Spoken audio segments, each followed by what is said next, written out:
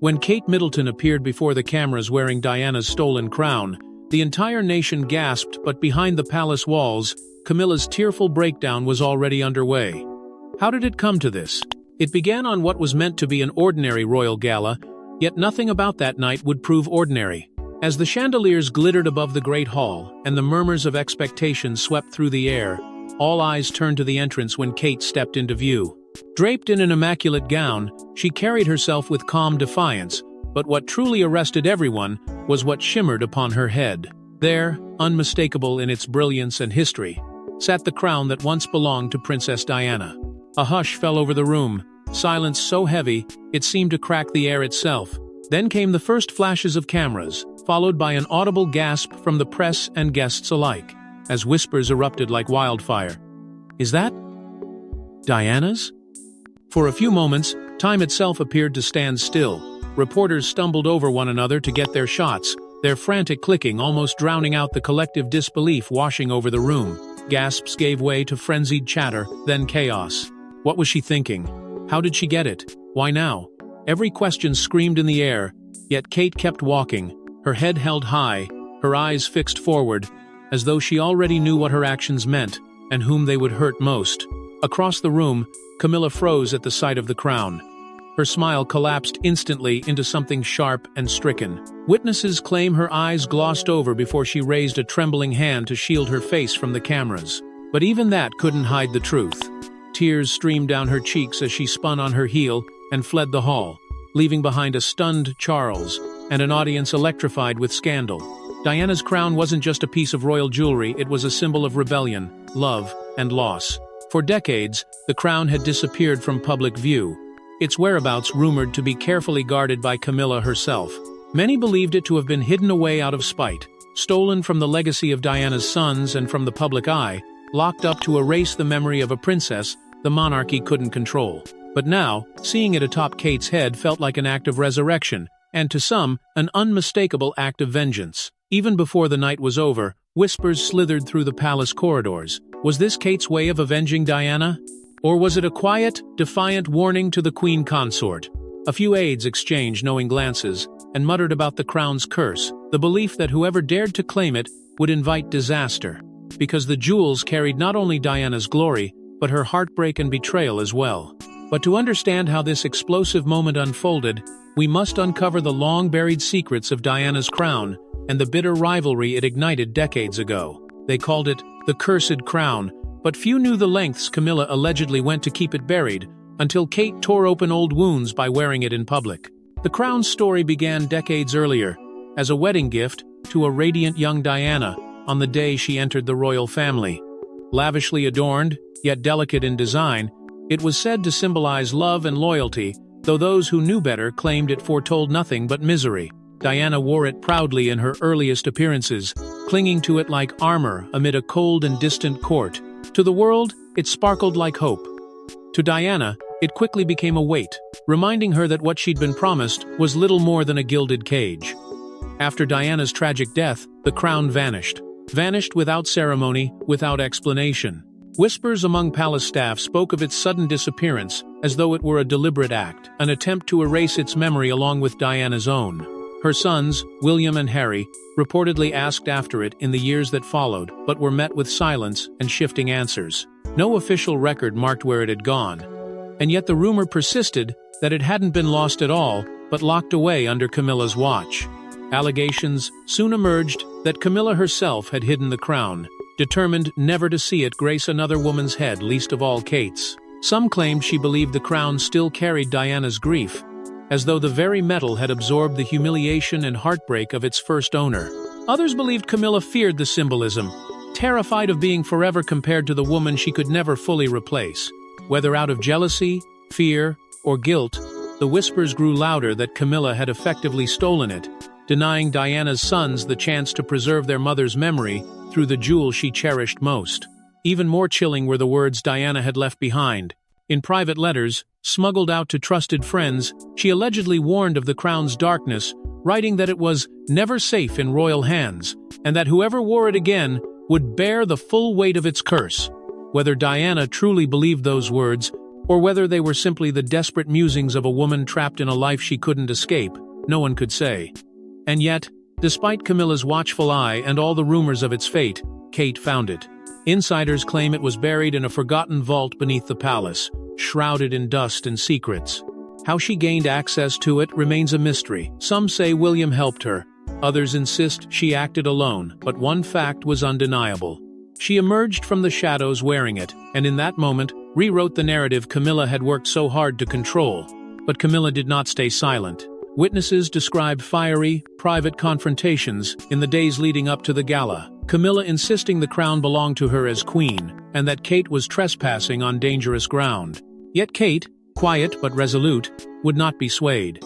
But this story isn't just about jewels, it's about power, betrayal, and a quiet war between two queens who could never share a throne. Behind every forced smile at royal engagements, Camilla and Kate's feud simmered a rivalry destined to explode over Diana's stolen crown. For years, the public was fed carefully curated images of harmony. Camilla and Kate exchanging polite words on balconies, standing shoulder to shoulder at ceremonies, offering the occasional brittle laugh for the cameras. But behind the grandeur of state events and formal dinners, something far darker brewed. Staffers whispered that beneath the gowns and tiaras, the palace was split in two, and at its heart stood two women, each quietly waging her own battle for supremacy. Camilla, having clawed her way into the monarchy after decades of scandal, regarded Kate as little more than a smiling interloper. Privately, she mocked what she called Kate's manufactured charm, dismissing her growing popularity as the shallow infatuation of a fickle public. Yet every poll that crowned Kate more beloved than Camilla cut a little deeper. Friends claim she would see that newspaper headlines calling Kate the true embodiment of Diana's spirit, muttering that Kate had learned nothing of the real cost of royalty. But Kate remained undeterred. If Camilla's barbs reached her, she never let them show. Instead, she moved with quiet defiance, perfecting her poise, channeling the same grace and quiet steel Diana once wielded to captivate the world. To many inside the palace, Kate's ascent was no accident. It was a deliberate reclaiming of a legacy, a way of honoring Diana by carrying herself with dignity where others faltered. And yet, the palace itself seemed determined to keep her in check. According to insiders, unwritten rules dictated that Diana's jewels, including the crown, were off-limits to Kate, supposedly to preserve the queen consort's status. This unspoken decree hung over Kate like a shadow, a cruel reminder that no matter how loved she became, she was still expected to bow to Camilla's authority. But the stolen crown changed everything. No longer just a relic, it became a symbol of rebellion, of reclaiming what was once torn away from Diana. In Kate's hands, the crown ceased to be just a piece of jewelry. It was a declaration, a quiet but piercing statement that the story wasn't finished and the wound hadn't healed. Behind palace walls, staffers described nights of shouting, doors slamming, and tears that no one dared acknowledge. Heated words, bitter accusations, and threats echoed through corridors once built for whispers. One aide even claimed Camilla cornered Kate, hissing that she would never be allowed to wear that cursed thing, so long as Camilla still drew breath, to which Kate, in a rare moment of fire, only smiled. With tempers flaring and loyalties tested, it was only a matter of time before one queen struck the final blow. Few knew of the secret pact forged in darkness, a promise that would ensure the crown never adorned Kate's head, or so they thought. Behind closed doors, far from the prying eyes of the public, an agreement was struck. Rumors whispered through the palace corridors spoke of a quiet but ruthless alliance between Charles and Camilla, designed to protect Camilla's fragile place in history. At its center was a single objective: to keep Diana's crown permanently out of Kate's reach. The pact, insiders claimed, was more than just a verbal understanding. It was written into hidden clauses buried deep within royal wills, worded so carefully that even seasoned advisors overlooked its implications. Clauses that allegedly granted Camilla sole authority over the crown and its fate. For Kate, the revelation was devastating. To learn that the very man who welcomed her into the family had conspired to deny her the chance to honor Diana's legacy struck her like a betrayal she could neither forgive nor forget. But for William, it ignited something even more dangerous, a quiet fury and an unshakable resolve. Determined to expose the truth and reclaim what rightfully belonged to his mother's memory, William moved in silence. At night, while the palace slept, he arranged clandestine meetings with Princess Anne and a trusted circle of royal jewelers, piecing together fragments of the crown's journey since Diana's death. Together, they mapped a trail of deceit, uncovering secret vaults, coded ledgers, and whispered admissions from those too afraid to speak openly. Palace aides began to notice their movements and grew nervous. Shredders hummed late into the evening as sensitive documents were quietly destroyed. Boxes of files linked to the crown's provenance vanished from archives overnight, replaced by empty folders and vague explanations. Every step forward felt like walking through quicksand, but William refused to stop. Meanwhile, Kate bore the emotional toll of the discovery in silence. She had once believed that dignity and patience would win her respect in the eyes of the crown. But as she sat alone, the weight of the betrayal sank deeper. Her faith in the institution she married into shaken to its core. What she once thought was hers, by right the chance to honor Diana and restore her spirit, had been stolen under the guise of protocol and hidden promises. And yet, beneath her composure, a quiet determination hardened into resolve. If the crown was cursed, then so too was the pact meant to keep it from her. Because even with a secret pact in place, fate and Kate's determination would unravel it all in a single, unforgettable evening. With the world watching, Kate risked everything, her reputation, her marriage, even her place in the monarchy, to reclaim what she believed was rightfully hers. For weeks, the palace had buzzed with whispers of what she might do, but no one truly believed she would dare. The warnings had been clear. Advisors spoke in clipped tones, reminding her of the consequences. Family members quietly urged restraint, warning her that one misstep could destroy everything she'd built. Even William, who had been her fiercest defender through the ordeal, begged her to think carefully before crossing the invisible line that had already claimed so many before her. But Kate had made up her mind. The night before the gala, she and William spoke alone, away from the suffocating presence of aides and cameras. It was a conversation laced with quiet intensity and barely restrained emotions. Some sources say she broke down in tears, confessing that she could no longer stand by while Diana's memory was trampled, while the crown stayed locked away as a weapon of humiliation. William, though torn between duty and devotion, reportedly took her hand and whispered, "Then take it. For her. For all of us." That single sentence gave Kate all the courage she needed. What followed was a masterclass in quiet defiance. In the hours before the event, she meticulously prepared herself, knowing that every choice from her words to her walk would be scrutinized and twisted by the press. She rehearsed her entrance again and again, imagining the sea of flashing cameras, the chorus of shocked gasps. In her mind, she saw the headlines already forming: rebellion, betrayal, triumph. And still, she pressed on. When the moment arrived and she placed the crown on her head, witnesses claimed they saw her lips move ever so slightly, as though she were whispering a name, Diana's name, under her breath. For those few seconds, the room fell into an eerie silence. Even seasoned photographers seemed stunned, their fingers frozen on their cameras as Kate stood before them, shimmering with both grace and defiance. But in the shadows, Camilla's fury was already boiling over. The moment word reached her of what Kate had done, security staff scrambled to contain the fallout. Radios crackled with urgency, aides rushed to intercept her, and a guard was reportedly sent to persuade Kate to remove the crown before Camilla arrived. Yet Kate did not flinch. Even as senior aides surrounded her, some nearly begging her to reconsider, she refused to take the crown off. One reportedly told her in a panicked whisper that Camilla would never forgive her, but Kate only stared straight ahead and answered, "Then let her remember it forever."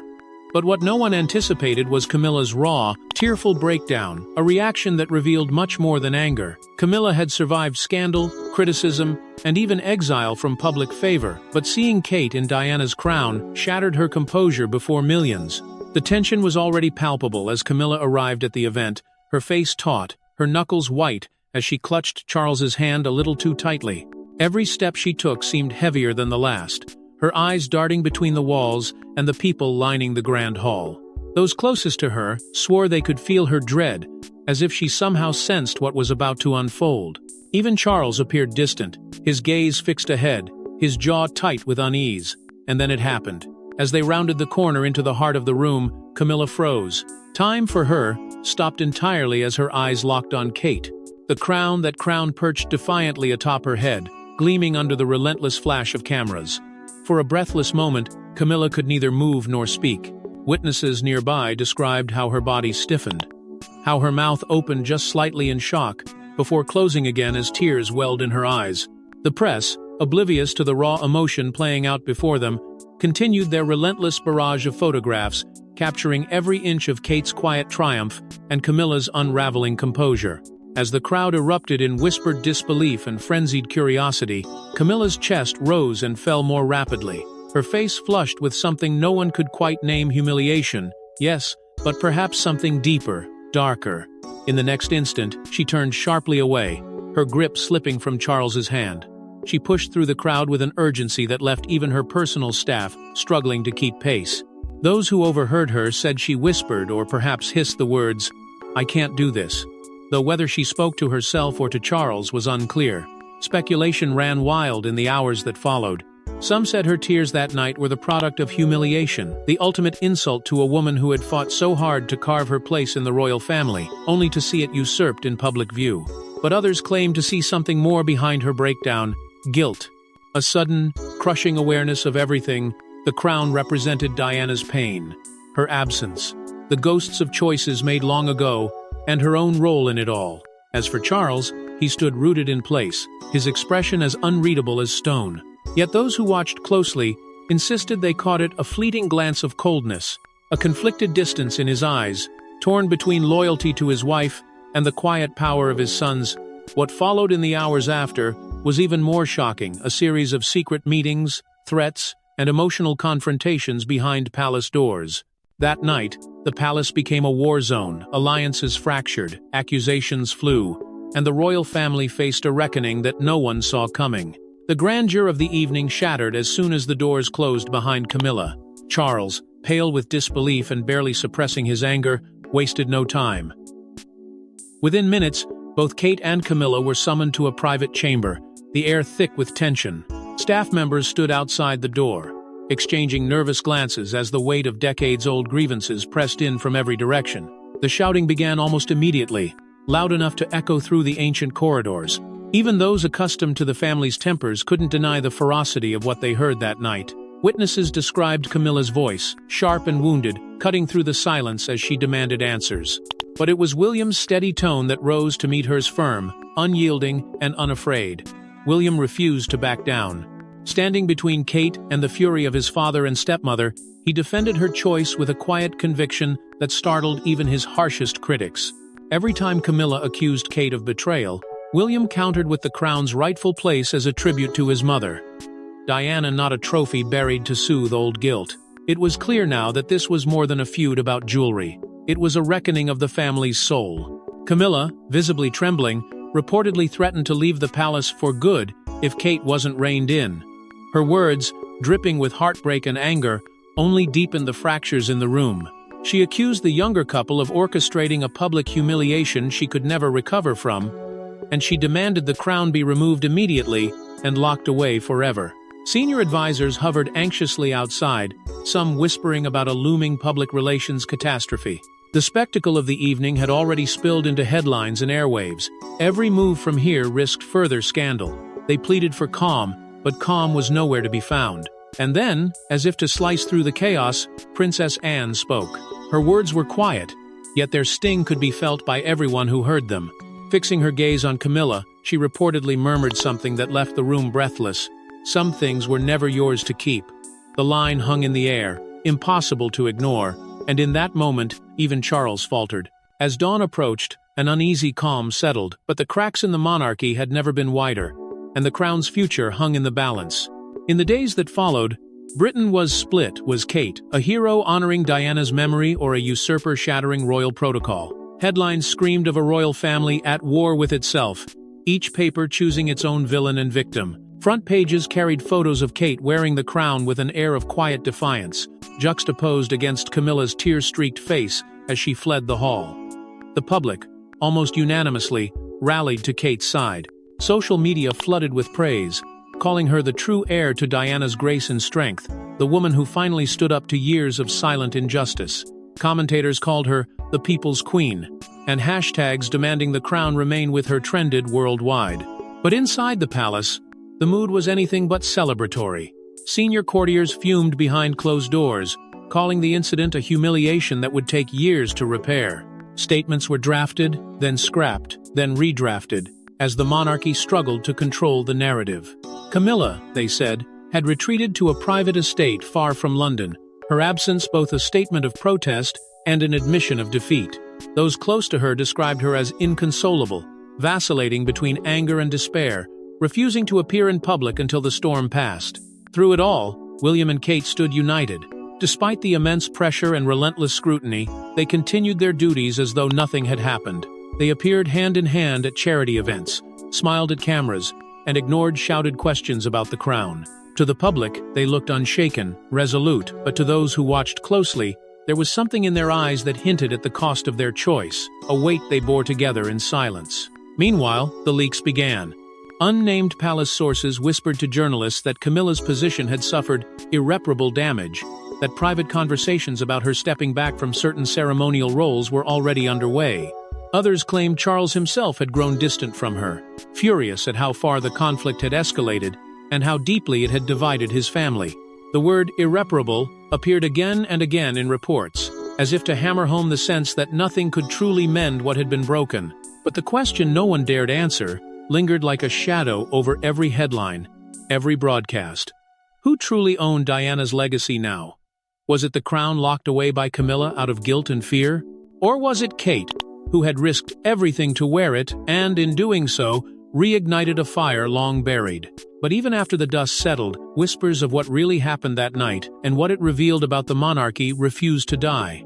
Some called it poetic justice, others called it a royal tragedy, but everyone agreed. The crown Diana once wore had brought the monarchy to its knees. In the days after the storm, Kate reportedly refused to apologize, standing firm in her belief that she had honored Diana's wishes. To her, the act was never about rebellion or spectacle, but about restoring dignity to a woman whose memory had been suffocated under layers of royal decorum. This was for her. She was rumored to have said behind palace walls. Those words echoed through the halls long after the doors were shut, leaving silence and unease in their wake. Camilla, meanwhile, watched her position crumble as public opinion swung against her.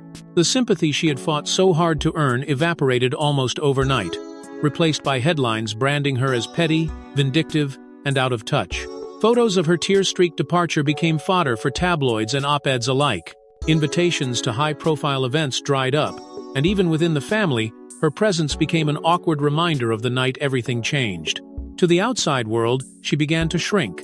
Her role diminished not by decree but by the collective judgment of a nation no longer willing to look away.